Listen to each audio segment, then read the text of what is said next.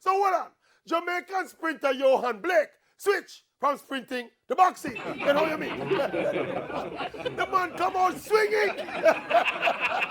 Accusing the IWA president, Lord Sebastian Coe, of killing the sport of athletics by cutting some of the events from the Diamond League, referring, of course, to the well-publicized removal of the 200 meters, 3,000 steeplechase, the discus, and the triple jump from the 2020 Diamond League Series. Blake proceeded to attack the athletics boss, saying all the events are important and it's a stupid move to cut some events. And instead of building the sport, Lord Coe is killing the sport.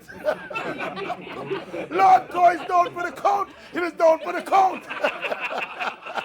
But hey, the athletes have been crying out, as they should. But I am not sure that Lord Sebastian Coe is to be blamed. I mean, any event that gets cut, athletes will be affected. And again, these athletes must realize and accept that the world of sports don't revolve around athletics. If they really want to rescue and keep athletics alive, they must stop the chattings and go run some fast times and break some world records and smile and laugh and play to the gallery like the great Usain Bolt. Otherwise, by next year, the Diamond League might very well be cut again.